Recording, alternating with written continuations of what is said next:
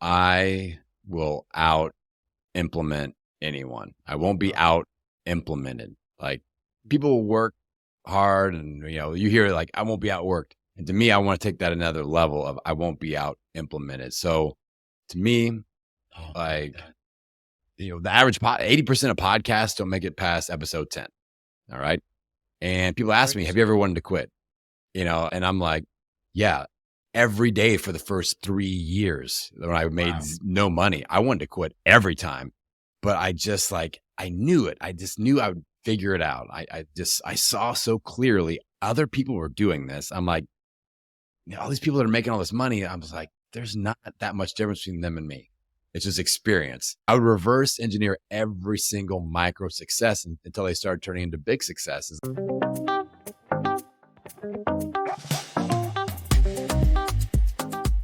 What's up, people? Welcome to another episode of the Family Man Building a Brand podcast. Today, we have a good friend on the show, Adam Shaeuble. We wouldn't have crossed this finish line to launching our podcast without him. And just to tell you a little bit more about Adam. Adam is a podcast coach who helps podcasters launch, grow, and monetize their podcast. An interesting thing I learned about Adam is he runs his business full time, even though he only works 3 days a week, which we will dive deep into later in the show. But Adam is the host of a show called Podcasting Business School, and he also gives podcasting launch tips. So today we're going to get a peek into the podcasting world, and Adam is going to show us how you can launch and grow that podcast you've been thinking about lately. So welcome to the show, Adam. Welcome, Cecil and Ralph. I'm course, so excited to be here. I think you guys have a great thing going here. It's something I really believe in. And I'm excited to be a guest and sit in this chair with you here today. That's what's up, man. So really appreciate you being on. But before we get started with and going deep into a lot of things we want to ask and a lot of things we want people to understand is tell us a little bit about yourself, man. Just who you are, what you do, and that type of stuff. Yeah. So I've kind of been a lifelong entrepreneur. I was that kid when I was 6, organizing other neighborhood kids to make homemade holiday cards. I had my little distribution channel and I'd get my cut and I'd pay out everybody else. I've been an employee for about 1 month total in my life. I worked at a grocery store bagging groceries for 1 month when I was 16 years old. I was like, wow, I can't do this. I'm a wild entrepreneurial stallion. I got to run out in the field and be free and I can't be boxed in. So from, yard services to whatever, it took shoveling driveways and things like that. I was always kind of hustling. And then eventually got into fitness and I opened up my own gym, had some success there. And down the road, I got into the podcasting space. And that's how I mainly describe myself now. I'm an entrepreneur that leverages podcasting to do what I do, teach other people how to, build very nice income streams by leveraging a podcast. But also I love to teach people how to subtract at least 1 day from their work week. And that's kind of where my 3-day work week thing came in. And I'm a full-time dad. I'm a part-time entrepreneur. And that's why I'm really excited about being on the show, because I feel like this is a discussion that I love to have when we're talking about being a family man, building a brand, having a business, but not letting the business be everything that describes me. I think that's important. Man, and definitely. Oh, yeah. I mean, you got to understand, Adam, from an entrepreneur's perspective or from a family man building a brand perspective, that's one of the fears that a lot of people getting into business or building their dream brand have is, am I willing to give up this free time to go chase the dream? However, Adam, like you were able to chase the dream within your passion, structure it in a way to where you had the free time to still pay attention to the family and gain that balance that way. So that's definitely interesting. And that's rare, I would say. So we definitely are going to tap into that as we go along. But, I know, your childhood, you were the one in the neighborhood gathering up, the other kids and things of that sort. What would you say was your favorite childhood memory via the hustle? And also just in general upbringing in within the family that you grew up in? Okay, great question, Ralph. So now that I am a dad, and my son is 12, my daughter is 8, I'm doing a lot more reflection. 'Cause those first like 10 years, you're just like, I got to keep these things alive and I got to like, just do my best to survive as a parent. But now I'm thinking back to when I was their age a little bit more and reflecting on that. And I just think about like lessons learned from my parents, from my grandparents. I'm really lucky. I had a great house that I was brought up in. And I think some of the lessons I learned early on financially from my parents were really important. Like one of my favorite memories it was kind of a process. It was an extended memory is my dad told me when I was about my son's age that he was going to make me pay for my first car. He wasn't going to buy it for me. And I needed to start working and saving for that first car. So I had a goal. We talked about goal setting. We talked about how much it would cost. And he helped me create my yard mowing business, my yard service business as a 12-year-old. And he would drive me around, and he's a retired pharmacist. So, the pharmacists, they like have all like the older folks connection that need their yards mowed. So he was setting me up with my clients. He didn't even ask for a kickback. That was nice. He didn't want that affiliate link or anything like that. So he would hook me up. He would drive me there. And I would, mow the yard, do the whole thing, paid, and then we would put it in the bank account. So I was learning those lessons. Wow. And then when it came time, when I turned 16, I bought a very sweet 1987 Ford Lariat, big old steel truck. Like today, like had the big steel bumper. Like you don't want to rear in that truck. Sure. It'll, two gas tanks. Not real pretty at all. Had a big, ugly tan camper shell on the back, straight out of 1987. So I purchased that, but I took such great care of that vehicle because I was working for 4 years to save up, and all the yards that I mowed and all the weeds that I pulled and all the sweat that I put into it. Just that lesson learned. And I had so many friends who, when they turned 16, their dad bought them a Beamer or something, and they wrecked that thing and tore it up and, getting speeding tickets and all kinds of stuff. So I'm glad that they made me pay for things. I'm kind of doing that same thing. Like I'm teaching my kids how to hustle now. They both bought their own iPads by helping me out with Instagram videos and doing stuff around the house, things like that. So I'm trying to kind of leverage that. That was a really positive memory for me and kind of do that with my kids too. Wow. Man. That's pretty amazing. I know that's something that Rob does with his boys because, much older. It's funny for me. Obviously, my son's 4, so not yet, but I still try. We're still trying to put him, my wife and I trying to put him in this position where we tell him to go get things for us because it's a way to just let him understand responsibility. And recently his cousins are in town and like upstairs is a complete mess. And my wife's like, you have to let them clean it. Like they have to know how to like actually start doing these things because I think this is what teaches responsibility in the future. So it makes a lot of sense that you kind of touch on obviously how it was a perfect story of you and your father until it gets to you and your kids and that transition. So people kind of get to understand that, but that's pretty amazing stuff. So my thing is, I guess you kind of touched on your relationship with parents. What is it like with your kids and how is the dynamics with them? You mentioned that they do help you with a lot of stuff and they're a little older than ours. So mine, what's that relationship and dynamic like in business and in your personal life? Because you mentioned earlier, like on that in a part-time business. So which means you spend a lot of time with them, and we'll get to that with the 3-day week, which you mentioned earlier. Kind of want to know what the dynamic is kids.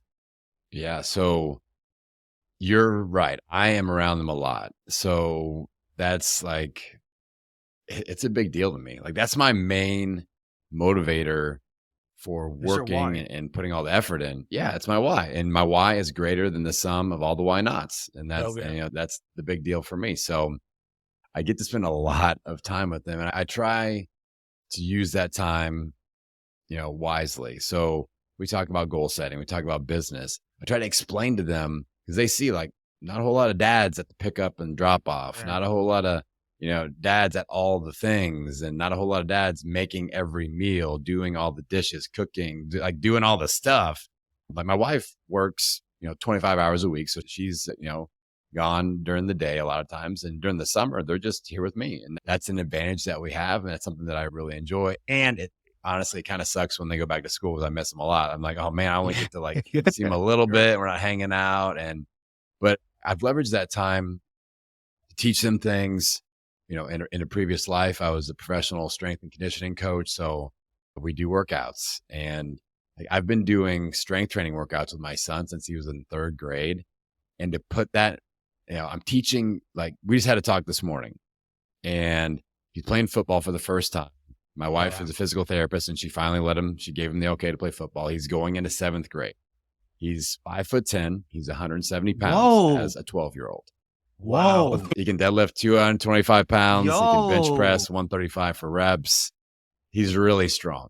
And I posted a video of him absolutely just trucking this kid in practice last night, and he's learning to be an offensive lineman. He's 2 weeks in, and he's just like destroying people. And all the high school coaches are coming and praising him. And he's a 7th grader. So he's getting a lot of attention. And I sat him down this morning. I said, man, I want to tell you something. You deserve all of this respect and praise that you're getting because you've been working at getting stronger and being a better athlete since you were a 3rd grader. And, and now you're 12 and going to 7th grade. So just like having those kind of moments of here's why we're doing all the work. Let's talk about it. And, I'm not going to let him get a big headed or anything, but I'm like, you need to, accept some of this and you should be really proud of yourself because we're all really proud of you and you put in the work. So just having the time to have those moments to put in work together and then celebrate those accomplishments. That's the huge advantage that I have with my work schedule, but also that's just something that's really important to me. So that's kind of how the dynamic is. There's an open door, and they learn about me podcasting, and they understand. Like right now, I'm like, listen, can't be on the TV blasting the level 40. Let's go get some iPad time. They're eating lunch, go play some NBA 2K or whatever, just kind of chill, let dad do his thing. And they understand a little bit more about the entrepreneur side of things because they see me making Instagram videos, or they're helping me making Instagram videos. Like my daughter, that's how she paid for her iPad. I paid her, because we all know this. If those little kids are in the videos, we get more views. Like that's the thing. Yeah. And I would give her a bonus for a certain amount of views per video and things like that. So that's kind of the dynamic we've got at home. That's pretty dope. I mean, that's pretty interesting that I think that's one thing maybe all 3 of us have in common. And Ralph and I always talk about how roles have, and it's not, for some people, it's from a pandemic era, like these roles switched because people started working from home. But in your case, and to a certain extent, even ours, like there's this thing of, okay, now our lives actually, because of what they do, they still have to go out and do it. And for us, we don't have to go out and do it. So the responsibility is there. And I know for me, the last couple of weeks, I had my neighbor's kids over, and currently I have my sister's kids. And this is the first time I'm having multiple kids other than mine. And I'm having to do a lot more like any chores with them or spend more time with them. I love spending time with my son, but that's a different dynamic, and it's preparing me because my wife and I are saying we want another kid, and I'm sitting next to myself like, damn, this is what Ralph has to deal with. Like, okay, I don't know. Right. Sometimes I'm thinking to myself, like, I don't know if I want that second kid because, like, wow, like if I'm going to be here, then I'm going to have to be responsible now for giving 2 baths, for giving 2 this, 2 that. And I'm just like, wow, this is pretty intense, but I enjoy it.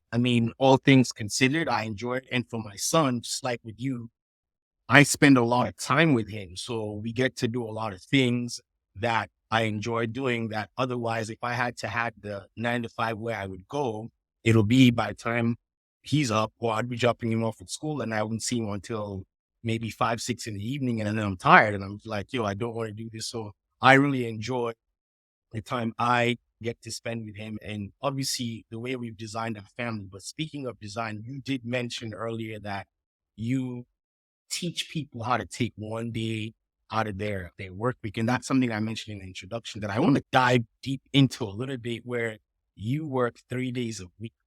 Like, I have so many questions about that, but tell us a little bit about how you made that possible, because many people would like to know how they become effective at working 3 days a week and making life still happen. Yeah. Especially business. Also, Adam, I'd like for you to really, you really helped us break this break our podcast down to a skeleton via this framework. And the first aspect, the framework that we've been telling the audience about on this entrepreneur's journey is the mindset. So what mindset did you have to be able to pull off what Cecil's asking Yeah. and implement it all the way through to where now you can teach people this same process? Eat 3 days a week. Right. Right. So there's a lot to unpack here, and I'll do my best, but this is Take your time, something man. like, well, I love talking about this more and more because I want to just open people to the possibility. And the first thing I'll say is you're not going to jump from working 8 days a week to working 3 days a week. Like that ain't going to happen. That's why, like in my positioning statement, I don't talk about a 3-day work week or a 4-day work week. I just want you to work one less day per week. And I want to give that day back to you and your family. And then you're going to start loving it, craving more, and then you'll start whittling things down. That's the gateway drug is one per week. And like, we're going to get you addicted to that. This is my day. I get to do what I want. So we'll get there. But I think for me, it starts about like Ralph mentioned earlier, like having that why. Like, why do you want to have a day? Like, why do you need to, but why do you really want to? Wants and need, like that's different. Somebody, it's like motivation versus inspiration. Motivation is kind of external. That's like a doctor telling you need to lose weight. Inspiration to me is I want to lose weight. So it comes from internal. So why do you want to take a day for you? Because a lot of people as entrepreneurs are like, I'm kind of addicted to this game. I like the hustle. I like talking to people. I like making money. I like spending money. I like doing all the business things. But eventually you can burn out. And for me, that looked like when I owned my gym, very successful boot camp system, homegrown. I didn't franchise. It's all created in my brain. And we ended up really killing it in my hometown back in Bloomington, Indiana. And we had 500 plus clients. I had about 35 employees. We had an 8,000 square foot facility, just hundreds of people rolling through there every single day for group fitness, great money. But I worked myself into the hospital 3 different times. Anxiety attacks, fell asleep at the wheel, like not sleeping, working. It grew so fast. I was never really prepared for it at all. Like all of a sudden, hundreds of clients, dozens of employees. I was 25, 6, 7 years old. I had no intention of growing anything at that level or at that rate. I'm just struggling to catch up. So I just wasn't sleeping. And it caught up to me 3 different times. Then eventually I realized I need to start taking days off.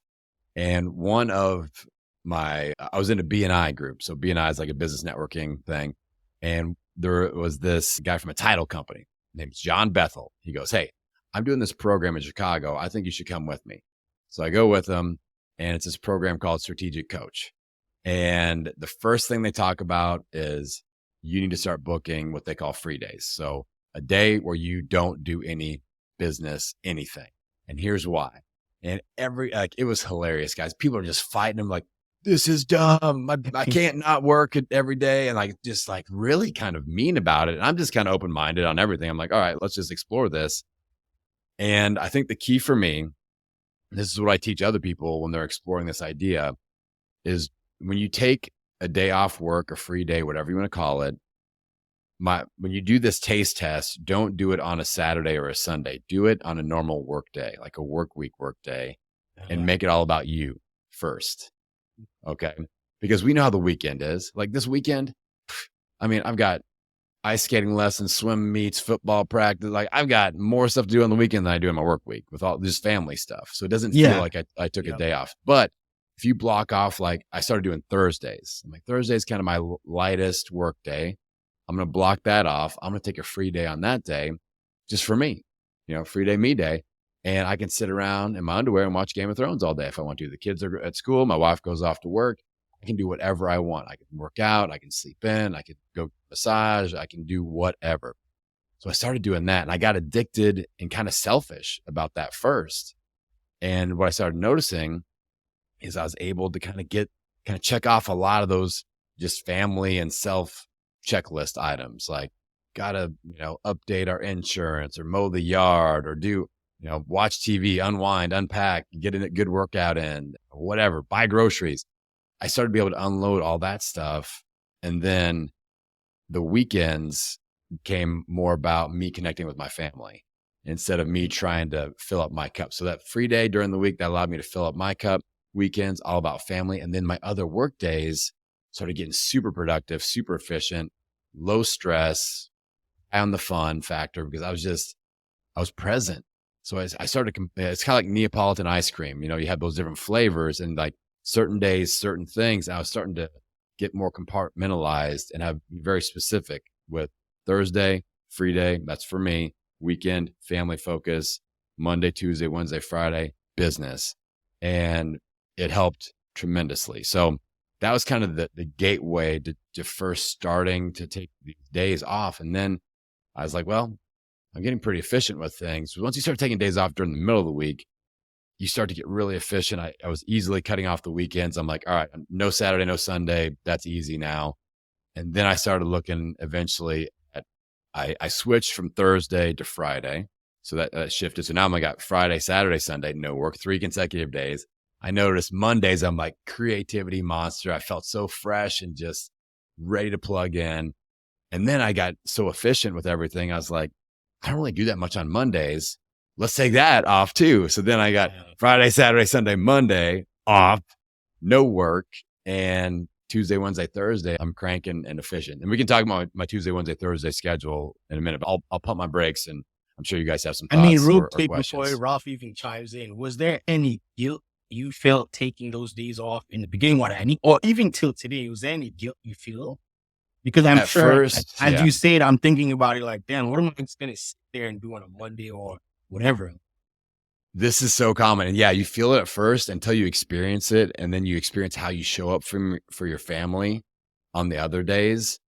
Like, because I feel like there's that internal struggle as a parent where we do feel that guilt of, wow, I should be working to provide for the family or doing something for my family or whatever. But the thing that really helped me is I talked my wife into taking Thursdays off too. I go, you should take Thursday off too. And then she's like, and the kids are at school, so who cares? And so then she started taking Thursdays off. I'm like, let's rearrange your work schedule. You can figure it out. Let's get you a day off during the week and you can go do whatever you want. I can do whatever I want, you know, go on a date or whatever we need to do. Like, so that helped to release that guilt for me. That was kind of a goal of being able to do that. And that helped.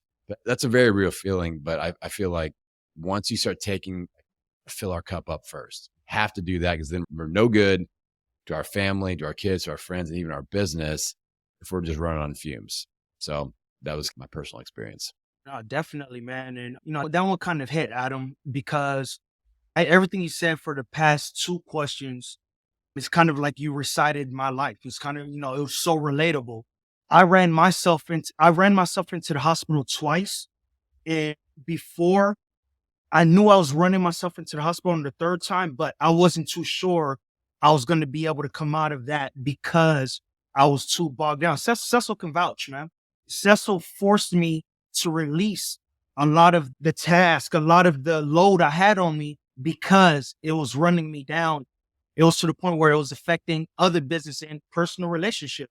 Cecil had to, tell me, no, don't ever get out of this room and don't ever go back into this world, Ralph, because we need you alive to even operate these other aspects of business that you were doing. So I can totally feel that, man. And what I experienced, as I started to say, you know what, let me get even more efficient in order to have more time for myself and even for my family, I found myself overloading the days I was working in order to have that day off. But it was kind of like I was canceling it out.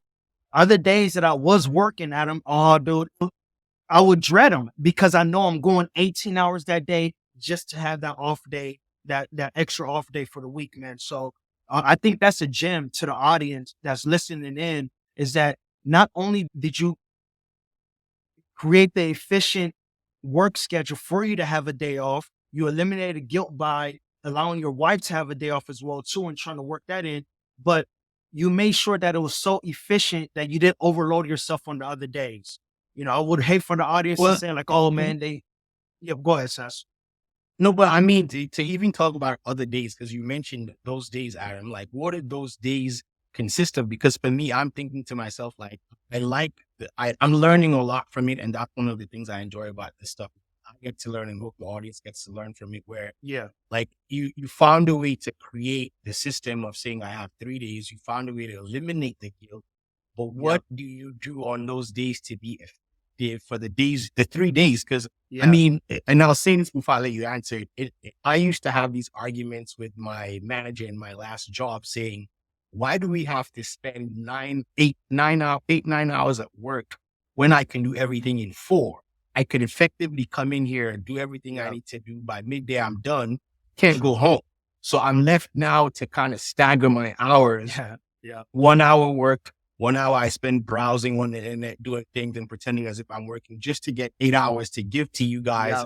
So you can say, hey, he was here for 8 hours because that's what, and she said, well, that's what your contract says. You're supposed to be here from this time to this time. And I say, it doesn't make sense, but you know what? It's okay. We'll just play the game. So what's it like for you in those 3 days where that effectiveness, because you know what's at stake, you know why you're doing this, you know your why. So tell us about those 3 days that you actually put in work. All right, let's dig in. I think this is what you just asked there, Cecil, is one of the hardest parts for people that kind of come up being an employee and they want to kind of convert over and come to the dark side and become an entrepreneur. You know, they cross that line. They're used to sitting for a certain amount of hours and kind of being told what to do.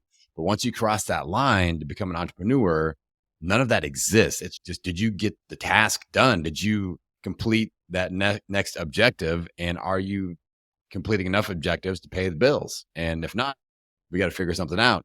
But it's all on you. And nobody's going to tell you to sit in the chair and do whatever. That's a good thing and a bad thing. So for me, I kind of turned that into my superpower. And like you both have kind of alluded to, I had to get really efficient. There was zero room for fluff in a 3-day work week. And that's why you have to kind of bridge into this and go, okay, one less day. And you just, it forces you to get more efficient and constantly ask the question, is this necessary? Is this taking me and my business in the right direction or not? So like things like social media, and, you know, I'm a podcaster and I release 2 episodes a week, and I'm like, I'm spending a lot of time posting everywhere. Is that effective? Is it necessary? I did an experiment. I allow myself to experiment quite a bit. So I just like for 90 days, I'm just going to post on Instagram. Let's see what happens. My downloads exploded. My Instagram exploded. That's where my core audience is. I quit posting everywhere else as far as like marketing stuff, just IG, cut all that marketing time and whittled it down. That was one of the biggest things I had to let go of to transition from 4 days to 3 days a week. And that just added, I mean, that gave me the gift of a bonus day, with my kids and myself and my wife. So making decisions like that, like, is this necessary? Like, do I have to spend a ton of time editing video for YouTube? I could, but I'm a podcast first entrepreneur and audio is much easier than video. So I'll live stream all my stuff into YouTube, but I don't edit it. I'm like, I'll let it sit up there. It's working in the Google search index and all that stuff. But I'm not going to spend 6 hours editing a video because my lips smacked and I said a few hundred times or whatever. So those are just some decisions that had to be made. Now, once we get within that 3-day work week, I'm very specific with what I do on each day. So Tuesday is kind of the kickoff day where it's very forward facing. So this is where I create my podcast content. So I record 2 episodes at least every single week, and I'm always 3 weeks ahead of my show. So whatever I record this week, that's going to come out 3 weeks from now. That way I've always got a buffer. That's important too.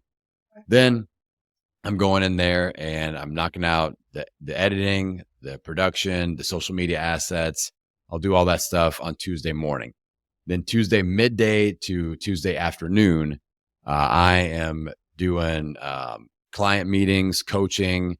I'm doing podcast audits for my show, Instagram lives, all that stuff. So discovery calls, new client meetings, all that stuff. That's kind of the rest of the day on Tuesday. So it's very forward facing, but it's all a similar creation or connection based vibe. And Tuesday is a longer day. Like I get up at 5 a.m. every single day, hop in my ice tub, do all that stuff, work out, whatever.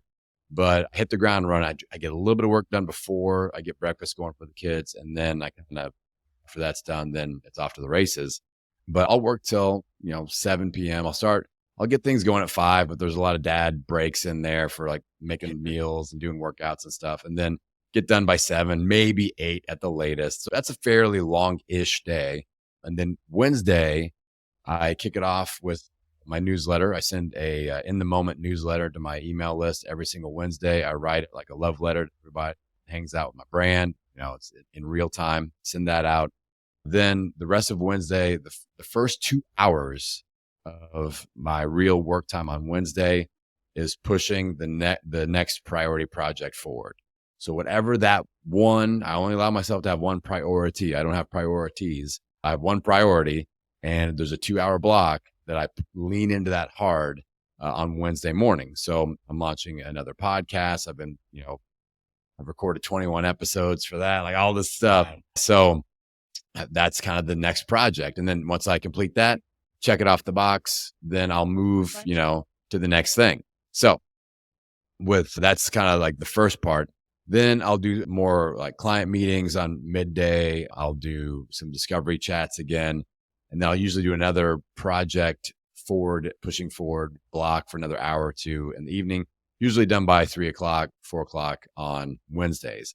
Then I coach my son's 12-year-old basketball team, and I'll have a group of his guys come over, and they all work at my home basement gym in the evening. So I got to be done by 5:30 because the St. Louis hustle is coming through to work out. So it's getting their grind on. So, and that's a lot of fun. That's very motivational to be able to do that. Now, Thursdays are the end cap of the week. So that's where I get all the buffer work done. So I zero out my email inbox. I set up the next week's game plan. So I walk into Tuesday with the game plan already set from Thursday, confirm appointments, if I need to do any research for podcast interviews. That's kind of the random minutia of the week. I just do it all on Thursday. And that way that gets knocked out. The next week is set up. I do follow-ups from any, client calls, discovery calls. If I know a client needs to book a coaching session for next week, I'm doing chase downs. I'm really big on acquiring and displaying testimonials. So I do some chase downs testimonial wise, or post some new stuff on my website or IG. So all that kind of random stuff is just confined to Thursday. And I'm usually done by 1 or 2 p.m. there. So that's a shorter work day. Really, it's not even a 3-day work week. It's more like a 2.5-day work week at this point. And Thursday's hanging by a thread. I'm looking, I'm like, how do I get rid of Thursday? I'd like another day. And there's no going back. Once you get there, it's like, I tried to work on a Friday a couple of weeks ago. I'm like, this is terrible. Like, I can't get anything done. It's like, I've just lost the ability to work on those days. Your mind shifted already. So yeah. Now Yep. of that time. But I like that. Thank you for breaking that down, because we could have just said, hey, just tell me those are keys. I work on these days, but there's a breakdown in this to like what you don't do on the days you say you're off and exactly what you do. Because I think that's how the mindset shifts. You mentioned about how you tried things. Oh, that's how you got rid of all the social media and focus on this. Because I think for a lot of us, the challenge is we think about things, dwell in our thoughts until we either don't do them or we've convinced ourselves already before we even start. So when you even start, you're already working from a place of defeat because you're saying, okay, this is not going to work. But for me, I'm hearing you. And as you were talking, one of the things that even came to my mind, and I said to myself, I'd like to wake up early during the week. But then I said, well, why don't you start with one day where it's like a 5 a.m. wake up versus say 6 days or 5 days of the week, you're waking up at 5 a.m. Just start with one day where the alarm goes off at 4:45 and it goes off at 5 again. And at 5, you got to get out of bed and you can work out before you start day. Cause normally I wake up and then I get my son ready and then I would come home and then work out. But in between that workout and starting my day, if I start stressing about things I have to do, guess what's going out the door? The workout. So I'm just like, okay, I got to get started on this day because I'm already behind. But if I had done that earlier, and I find out obviously working out for me in the morning helps me have a more productive day. Yeah. So it's kind of interesting that you broke it down into all of that. But I think one of the things I wanted to transition into as we talk about all of this is going now into podcasting, because you have broken down your schedule, and this schedule can work for anyone regardless of what they're doing, as long as they're an entrepreneur, if they can make it work. How did you get specifically into the business of podcasting. I think that's another thing Ralph and I have so many questions about that we want people to understand. So if they want to start theirs, they can actually figure that out and they can learn a lot. Right. Yeah. So podcasting to me is like the entrepreneurial secret weapon, where it's so cool because you can build an international audience. You can have people all over the world listening into your show, and it's so time efficient. Audio is really efficient. Like, I don't have any hair, but I don't have to do my hair if I don't, like Right. that, I don't have to be camera ready if I don't need to. And it's something but the alternative side that people need to understand going in is that, like, going viral as a podcaster, like, that isn't a thing. Not a thing. So, like, it's not like TikTok, you put an awesome video and you go viral. Like, going viral on podcasting, not a thing. It's going to be really hard, and it's going to take time and effort to build up your audience. And, I know some people that have giant Instagram followings and really big audiences, and they come in podcasts. So, like, I'm getting 82 downloads per episode, but I've got 500,000 Instagram followers.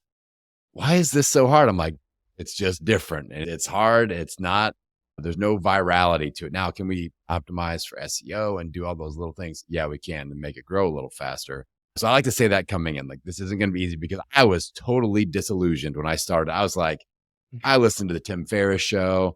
I see he's got millions of subscribers. Joe Rogan. I'm just as good as Rogan. I launched my first show, and I'm like, I'm going to have underwear sponsors and mattress companies and, maybe get some athletic greens going on around here. Like, I just expected, I'm like, hey, I better have my email address ready, because they're going to come knocking and want to give me all this money. And not only did none of that happen, like, nobody was listening. Nobody was able to find the show, because it was a health show and it was named terribly. No SEO, no nothing. So it took me 3 years, from 2015, 16, and 17, to really figure out podcasting. So I figured it out. I figured it out by making all the mistakes. And I made 37 total dollars in that first 3 years. So a little over $10 a year, the best return on investment. I was trying all the things, epically failing. So I learned a lot of lessons. And the reason I got into it initially was I saw the potential for leverage. International audience. You can build something. You can build an email list. You can build an online presence. There are memberships. There are courses to be made. You can do coaching. I already knew I was a good coach. Like, I helped my hometown lose 35,000 pounds in 3 years. So great results. I had a health show. I'm like, I know I can help people with my content. I think I can help them without even laying hands on them, which that was kind of the challenge with audio content and courses and stuff like that. So eventually I started to figure that out. And I started to figure out how to do, like, little Facebook group challenges. Then I would sell it. That would be free. And then I'd sell a course off the back edge of that. I remember the first time I did that with success, I did a little 3-day ab workout challenge. I called it the Hello Abs Challenge. And I was really proud of the logo. This was like even before Canva, but I figured out how to make a little logo and had like a name tag. And it was like, hello, my name is Abs. And so I credit that to all the success, but it was I did a 3-day challenge, and then I sold a $37 28-day extended challenge, and I sold like 100 of them. So I made about $4,000 of this 3-day challenge. I was like, online entrepreneurship. Yes, this is great.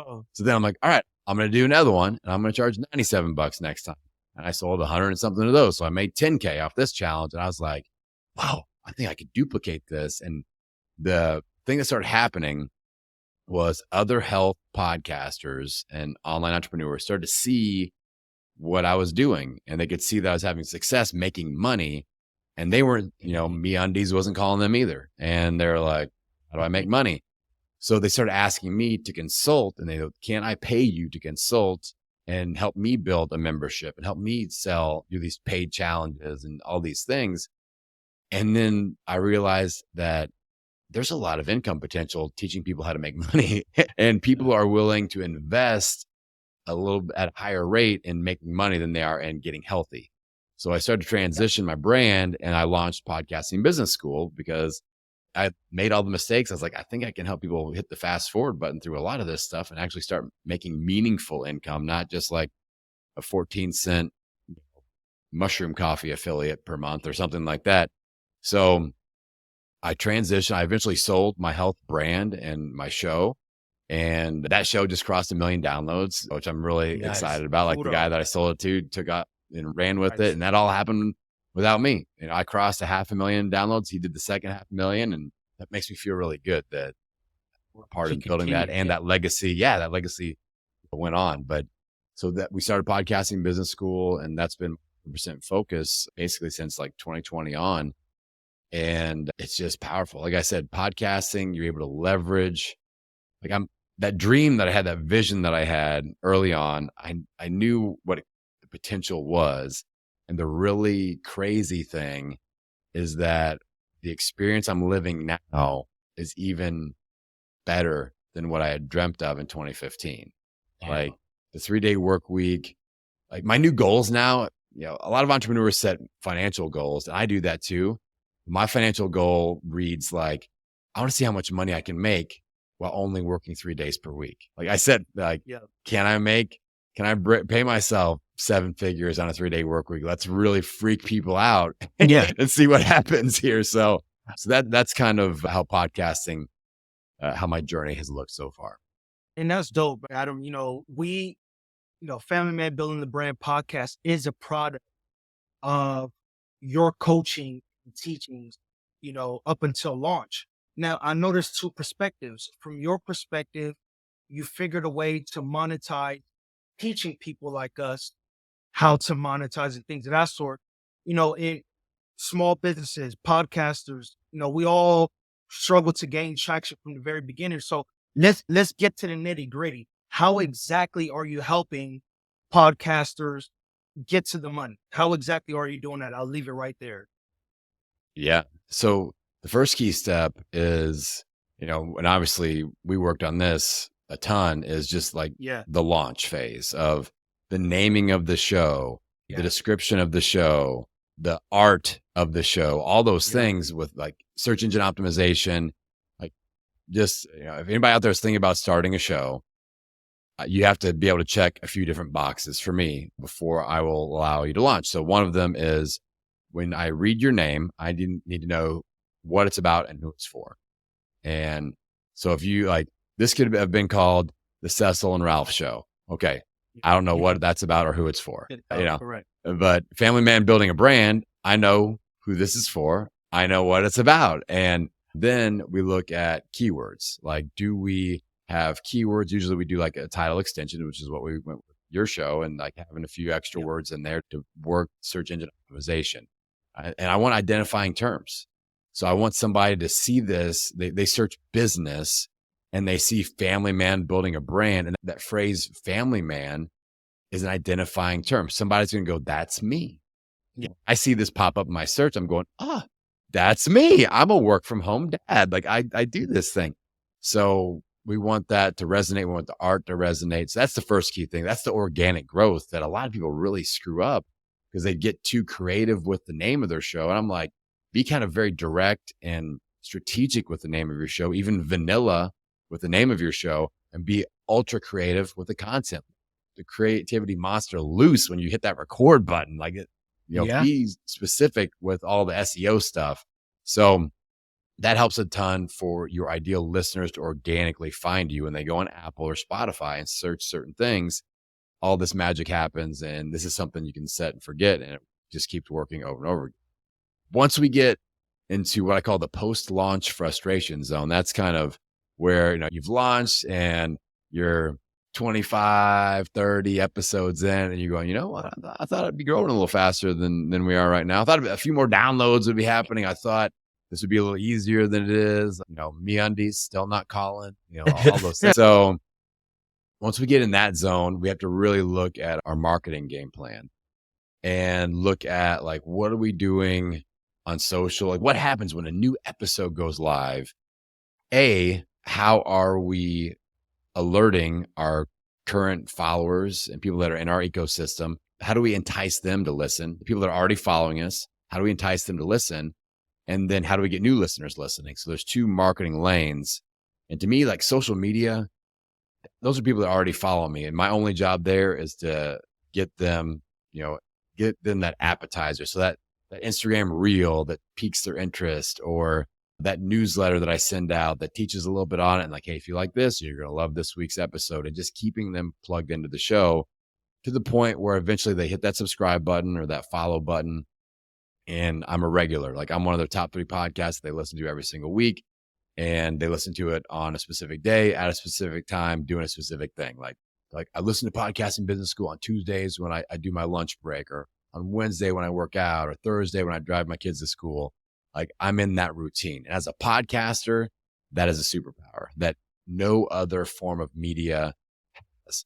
Nobody consumes YouTube videos that way. Nobody consumes email marketing that way. Nobody consumes social media that way, where it's not like it's Thursday and I'm driving my kids to school, I have to watch this YouTube video like that, right? Because the ability to listen and do something else and multitask, that gives us the superpower. We can be actual and literal voice of reason in their earbuds every single week. So that's why I don't take weeks off. That's why I don't take breaks in seasons and things like that. Yeah. Weekly content. Once I get that real estate in their earbuds, I am not going to give them a reason to give that up. They're not going to be able to kick that out. So we got to look at marketing. With my marketing strategy is pretty simple. When I get clients, I go, hey, new episode goes out. I want you to have 5 marketing assets that go live within the first 3 days of that episode being live. I call it my 72-hour window.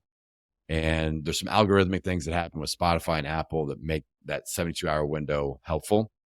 So I don't want you to announce something, one social media post over a week. I want you to compress that into 3 days and do like AMs and PMs and just smush it all in there, because that's going to get you more algorithmic love. It's like when you put a new post up on Instagram and you get people commenting immediately, Instagram tells other people, like they'll show it to more people. Same thing happens on a podcast. If you put out a new piece of content on Apple or Spotify and people are listening, they're downloading, they're hitting that follow button, like their activity is churning on that platform, they'll show it to more people in the search bar. So that's important. And, you got to look at your social media platform. So for me, I'll kick off a new episode on Tuesdays. I go, okay, carousel, telling people my top 4 takeaways from the episode. Tuesday night, let's go live on Instagram. Let's do a little live, you guys doing interviews. I would do live follow-up interviews live on Instagram and share that audience and let your audience ask questions, things like that. That's a great way to do it. Instagram reels, video clips from the episode, do a couple of those, newsletter blast, boom. We got five assets going out right then. It's something that it doesn't have to take a whole lot of time to put all those assets together. You get your flow, you get your format, but you have to put in the reps. This is when we do the dishes as podcasters. Like we got to do the dirty work and just get those assets out there. A lot of people will delegate this to VAs to create, or AI. I mean, my gosh, with AI now you can create assets and have like 400 things and we're good to go. Yeah. So you got to put them out there and let people know. And then from there, like my best strategy, my best tips for acquiring new podcast listeners, really there's 2.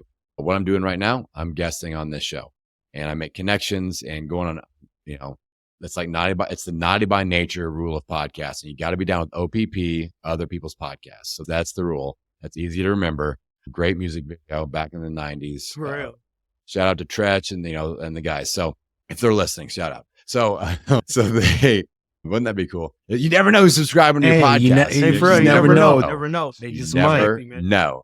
But I like getting out there on other people's shows, leveraging that as a platform. That's a great strategy. But I also run paid ads on podcast player apps, like banner ads. I've got a Facebook and Instagram strategy, but my go-to is a banner ad. It's super simple. It's very cheap. And you can spend a couple $100 and get 50 to 100 new subscribers that are like legit people that are listening to your show. And there's no way to fake it. Like there aren't fake subscribers right now. Exactly. Like figured Unlike that out. Social media. Exactly. So in that, my favorite platform is overcast.fm/ads. Overcast is a podcast player app like Apple or Spotify. It's not Apple and Spotify, but they still have millions of people that use that app to listen to shows. And you can pick a category like I'll advertise in business or education. And somebody's listening to a business podcast, my banner pops up, Podcasting Business School, tips for podcast launch, monetization, growth. They go, ooh, I'm going to tap on that. They can hit the subscribe button and start listening to episodes right there. And then all those analytics are tracked. And, it works really well because you're advertising to podcast listeners actively listening to a podcast that is in your wheelhouse. So I've always got an ad on there going. I've got a couple other platforms that I use. Those strategies with the 72-hour marketing window, with some paid ads on Overcast, you can really get some traction going in addition to guessing on other people's podcasts. No doubt. I mean, that's pretty good breaking it down, because I think it helps. It's funny, I'm writing this stuff down because I've heard it before, but I'm like, okay, like it's like studying, and then you get that point where you get to like hear it again and say, oh, I need to actually do this. But for people looking to start their podcast, I think Adam has broken it down, and it's very important you understand these things, because to summarize this, it takes time. It's not an overnight success thing. But one of the things I took from it, as you were saying, it's patience and consistency. And it's kind of like a graph that's going on a straight line until it clicks, or like a gear. And then once that gear clicks, then it's an exponential growth that you get. And that exponential growth is going to work wonders for you if monetization or whatever you seek out of what you're doing for your podcast. So it's like, it's a potential for leveraging, because I listened to this one guy who owns a podcast, and he just said, basically you build this audience first. Like, it's not, he doesn't even have a podcast. He's just saying utilizing things like podcasting, building communities is a good way people should start doing things before then saying, I want to sell socks. They don't know who wants to buy socks from them. But if they build an audience who gets to like them, who gets to understand them, or who even gets to build a community within each other, then you then say, hey, I have these socks for sale. Then they're going to be like, hey, I know Cecil, I understand Cecil, and I know what the story behind these socks are. It's not just, he just came to me randomly one day and he said, I'm selling socks, do you want to buy? So podcast allows people to get to know you and understand you. So I think for all the listeners out there, Adam has broken it down as to what it takes to build, but most importantly, grow. Because I think for us, we are going exactly through that phase now where we're saying, constantly having conversations every day. How do we take this? How do we grow the podcast, not the social media, but the podcast? Because if we get people to subscribe to the podcast, they listen to it, they're going to know what we're about. And then we can use all these other things, the newsletters, all these things, like you said, going on IG with our guests, or going on IG by ourselves, to explain to people what they can expect, what they need to go check out as reinforcement. And yes, all these other platforms just become reinforcements for the podcast and stuff like that. So that's some good stuff that I broke down. Of course, it says, before you transition, I also want to make a note to the audience that what we preach via our framework, and saying that a part of the mindset phase, a part of the foundational phase, is seeking a mentor that is well-versed in the field that you want to move into. That's primarily key. And we're on this interview with our mentor that Gunster. So we actually implemented what he is saying now. We went through the 6-week boot camp.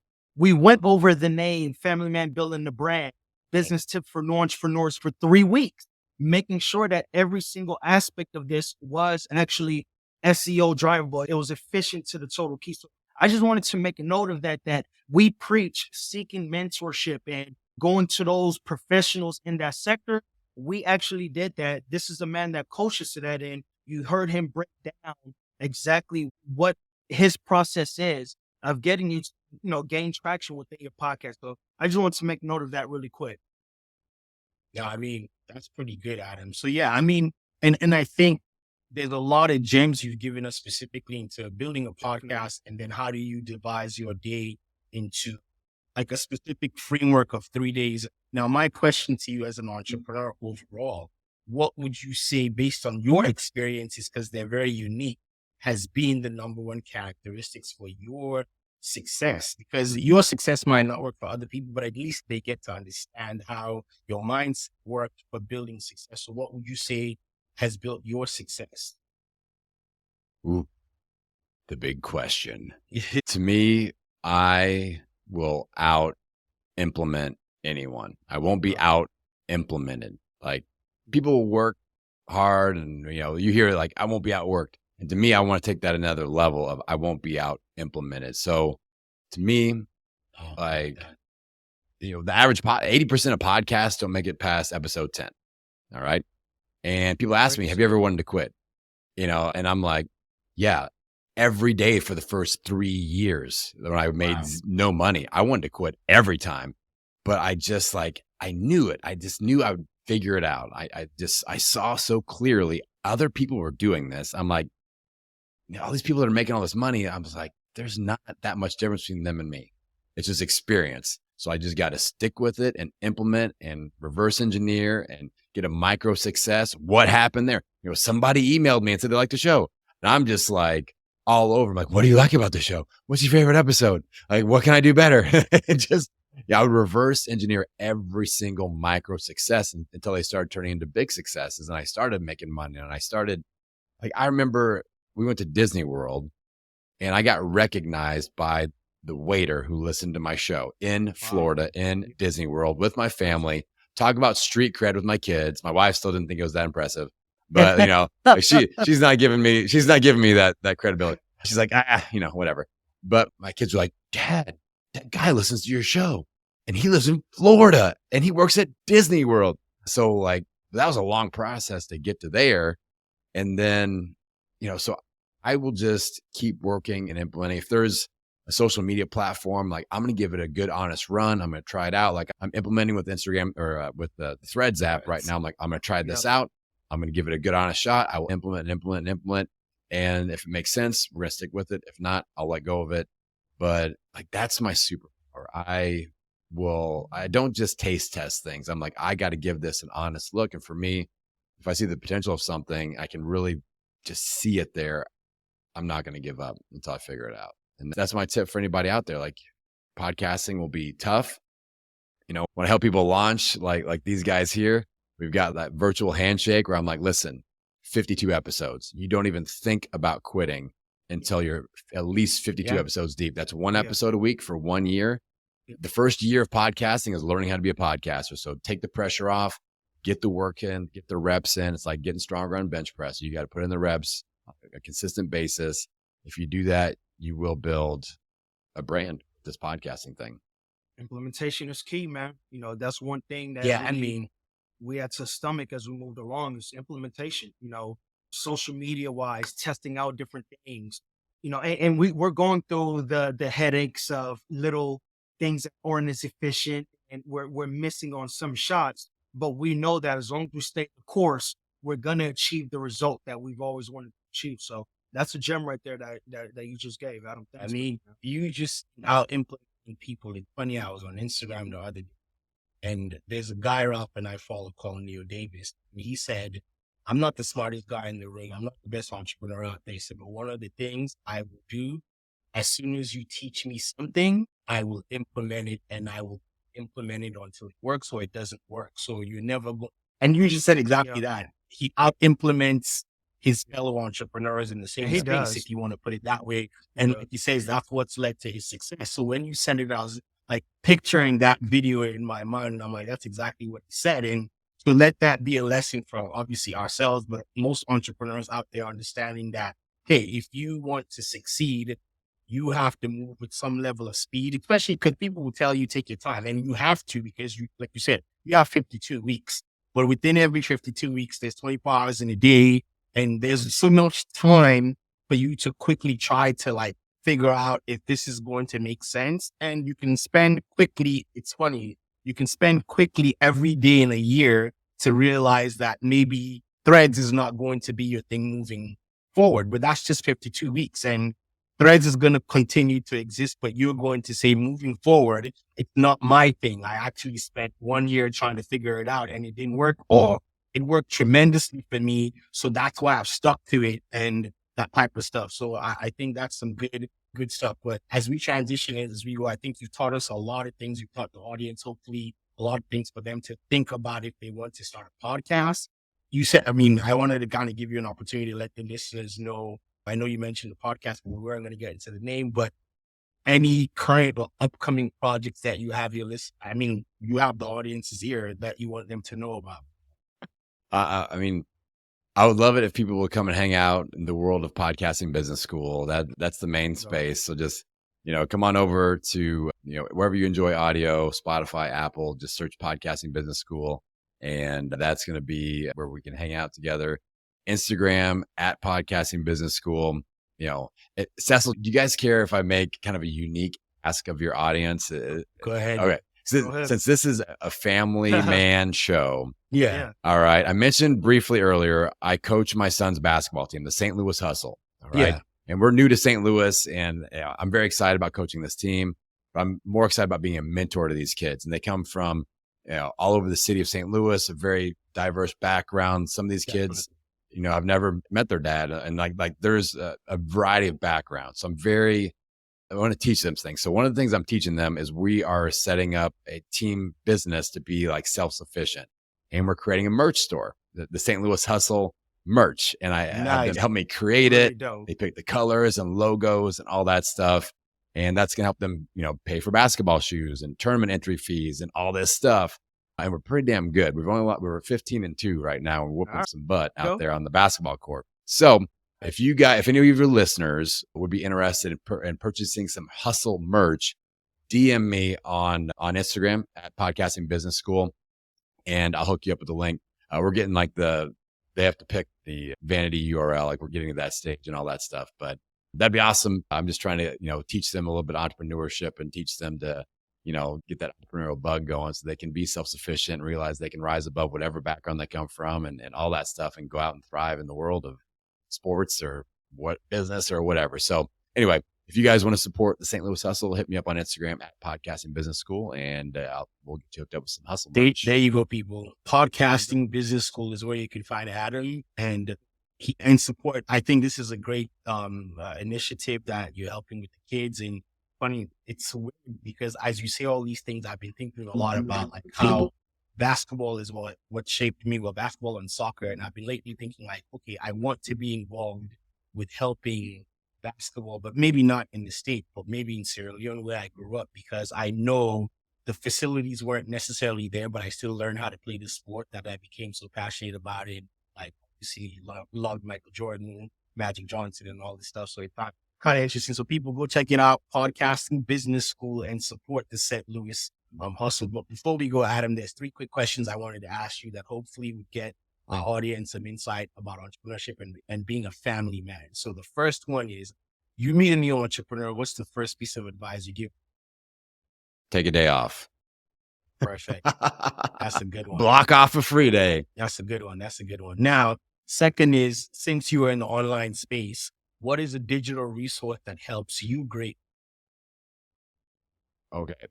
I love the Kajabi platform. Everything that you see on my brand that's outside of social media is built on Kajabi, from my courses, my coaching, my community platform, my website, my sales funnels, email marketing, everything's on Kajabi. It's a higher end in the price tier, but when you combine all those different things and they all already talk to each other, that's why I do that. Yeah, great value.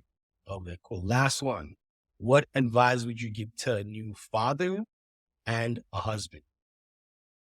Okay. This is a tough one. As a new father, find ways to leverage time, like start stuff early. So like with my son, and my daughter started even earlier than my son, but Henry's, his strength progress and stuff is very visible now that he's kind of a giant 12-year-old. But we started working out at 3rd grade. My daughter's been already working out since kindergarten, and like just leveraging time, like investing in their college. I've invested in their 529K plan every year they've been alive, and kind of leveraging that investment to pay for their college. Leveraging time with like reading something, like get a journal or something like Daily Stoic and read that with them every single day, and just getting those micro reps every single day for years and years. And you're going to create some pretty cool humans out of it. And as a husband, you just got to communicate. Like if your spouse is not an entrepreneur, they will not understand what you do. Like, you know what I'm saying? And you've got to share wins and put things out there, because they may not feel comfortable asking about it. Like my wife doesn't really understand podcasting or how I make money. She knows the bills are getting paid, but like, so I'll be like, I got a new client, and I kind of put myself out there to celebrate the win, kind of initiate that. So just understand that as a spouse, as an online entrepreneur, we're in a different world than our entrepreneurial spouses. Help bridge that a little bit. Man, that's so good. Thank you very much for those answers. And I think we have learned a lot from today. And as always, when we talk to you, but I mean, now, because when we talked in coaching, it was business. So now learning from the family side, learning the repetition, as you mentioned, the 5-2-9, doing things with your kids from a very early age, because you have all this time with them to raise them. So I actually like that one. I'm going to pick something I could do with my son that the of us could enjoy that. We could ride out the wave and get going. But Adam, thank you very much for this. Yeah, Hopefully man. the audience found it very useful. And Ralph, I'll let you take it away, bro. Man, I mean, again, since you said it well, thanks so much, Adam. And you came in and gave the listeners some key gems that I know for a fact we will implement in order to grow. We have implemented in order to have this presence that we have now. So I just hope that the audience take these gems, implement, and if they need any help, man, make sure to get to Podcasting Business School and seek your advising, because I can tell them that it really does work, man. So thanks so much for everyone listening. Whatever platform you're on, please make sure to subscribe. Make sure to follow us on social media. Make sure to follow us on every single podcast platform that you listen to podcasts on, and leave us a review. Leave us some feedback. If you found this episode really helpful, make sure you leave that feedback on there so everyone that comes and listens, takes a look, can see that and listen in as well. Once again, it's been a great episode of Family Man Building the Brand. Adam Shaeuble, thank you again, and we'll see you guys on the next one. Thank you very much. Signing out. Thanks, guys.